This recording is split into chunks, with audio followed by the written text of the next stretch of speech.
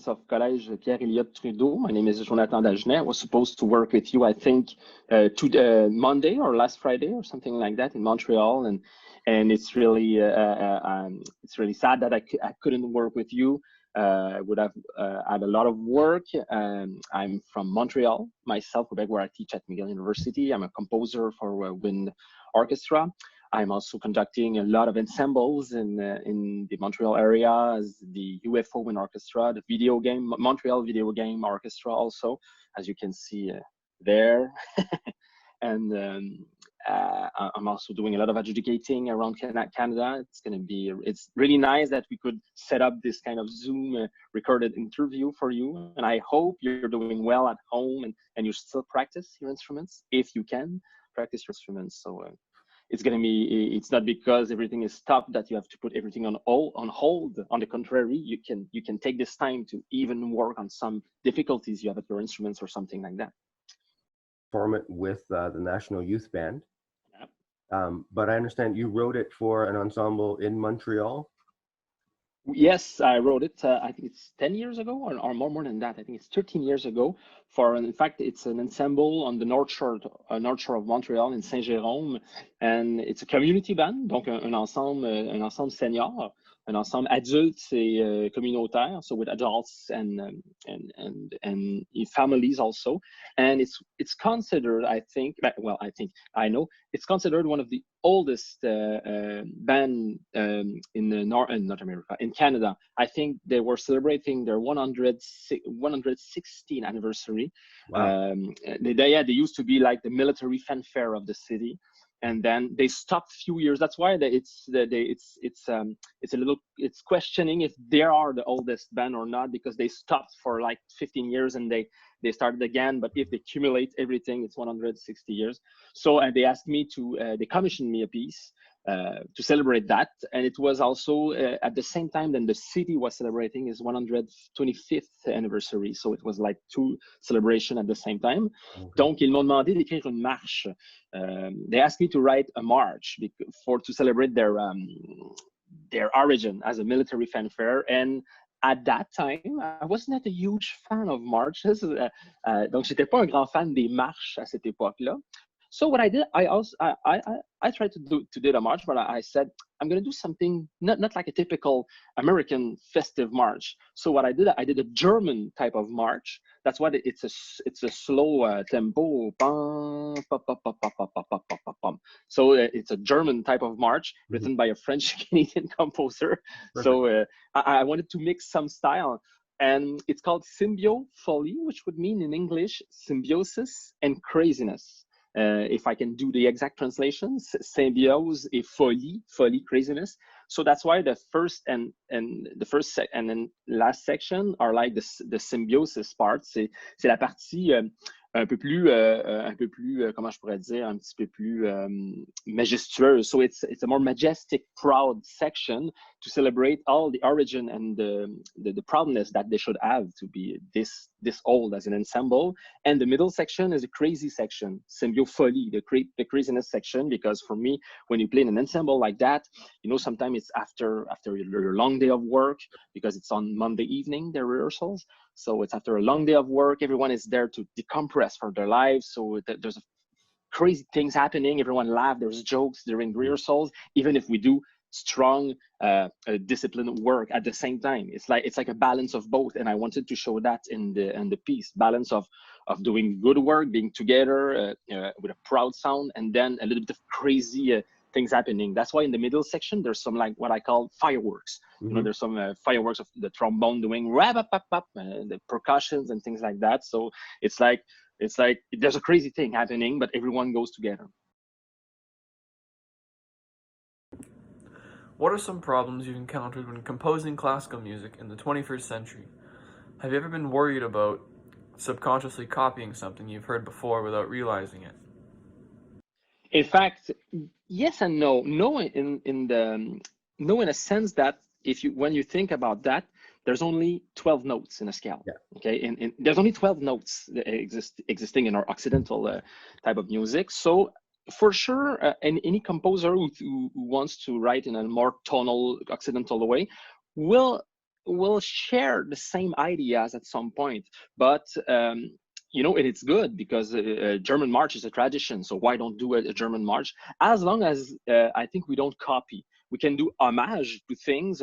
Like in Symbiofolie, I did a little homage at the start of the fast section. Mm-hmm. It's written as fast as possible, but no faster, about the tempo. Mm-hmm. And it's an homage to Alfred Reed, which is one of my great composers, wind composers. He wrote that in one of his pieces. And but I put an asterisk and said homage to Alfred Reed. You know, I underlined it and I acknowledged it there. But I would say some of the time when I compose, sometimes, yes, it happens that for a specific passage, I'm like, oh, this sounds like the Rite of the Spring or something like that, you know. Donc, des fois, je compose des passages et là, je suis comme, même si j'essaie de pas copier sur ce qui est écrit, des fois, j'arrête, je me pose une question, je fais, oh, ça ici, ça sonne beaucoup trop comme l'oiseau de feu ou le sac du printemps. So, yes, but as long as you don't copy and you're authentic in your artistic ideas and your musical ideas,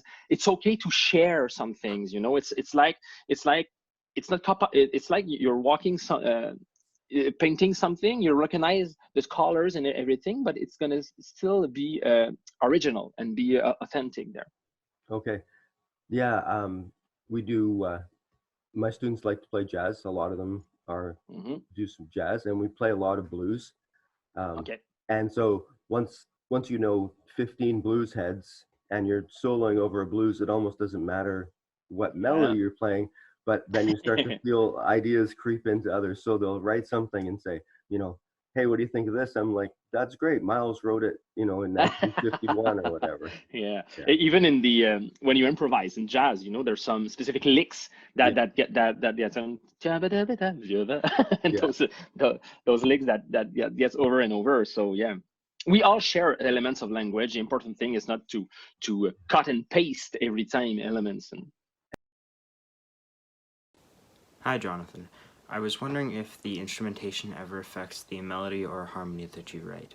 Oh, that's an excellent question. Yes, I would say definitely yes. For me, you know, I'm composing for a lot of ensembles, but my favorite ensembles to compose for is wind orchestra, because I like you, like all the students, I did my high school in a wind band program and jazz band program also. So it impacted a lot of what I hear in my head as colors. So yes, even if I compose for strings, I compose for percussion, I compose for I arrange and compose for a symphony orchestra, I always have the wind color in my head, and it shapes a lot of what melody. Because for me, as comme je dis souvent, c'est que les cordes, les instruments à cordes, c'est comme beaucoup de soutien, beaucoup de soutien, tandis que les vents, c'est des couleurs. So for me, all the string sound would be a sustaining sound, like 4 colors sustaining sound, and the winds is like a Prismacolor box of color. I don't know if you know those pencil Prismacolor, you know, where you have a box of pencils with like 100 colors in it. So for me, winds is like that.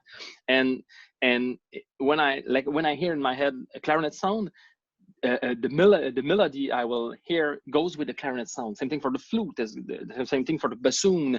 And so it's like, again, a fireworks of color that will greatly influence, I would say, more melodically than harmonically, because harmonically strings are a strong section to get to have harmonies and things like that. But yes, it influenced me in that the instrumentation influenced me a lot. Like if I write for percussion ensemble, also all the type of melody, of rhythmic feel, it's not going to be the same also. Well, in fact, it's a huge question. It always depends on where the band is in their band life, you know. And because for me, like as an educator and adjudicator, I always build things like a pyramid. Okay, meaning the basic layer would be what I call sound concept and breathing, which is the basic layer there, because you can't build anything after that if you don't have that. Okay, after that I'll put what I call respect of the music text, like playing the right note, playing the right rhythms, playing the right things. After that I would put playing as a team. So like it's good to be a soloist, but when we're in an ensemble, you're a team. You're a complete team. You have to think like one mind. You have to think like Borgs if you're a Star Trek fan or something like that. So one mind connected to a hive or something like that. And on top, and which is good, is because this pyramid is inverted. In fact, on the top you have music expression and phrasing, which is the main goal of music, in fact, because if you don't do with expression, there's nothing. So if you have only the 3 first layers, there's no music. But at the same time, in the educational context, you have to take care of those 3 layers to achieve more of the top layer. So when I work with a band about balance would be on the team playing level of the pyramid for me, because that's the goal of balance. You're like, okay, who's doing what? I'm playing my part. I hear globally, but I act locally to adjust that.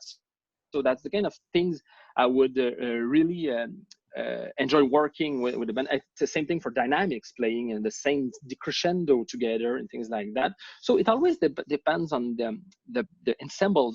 How can I say that? The ensemble personality I'm working with. I always adjust myself as a conductor and educator to take different ways to make them achieve like good intonation or good balance, depending on what I would say problem.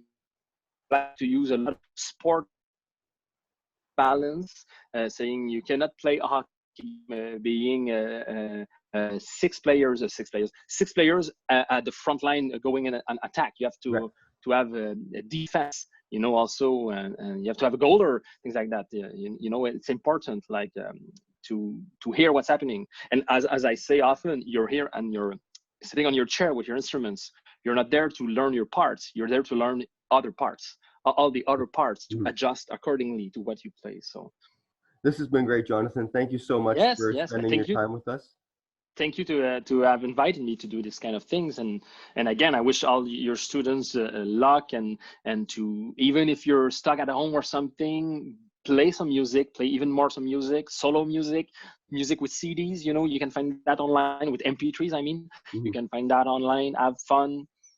Smart music also, where we can play with a band and things like that. So you can have a lot of fun doing stuff.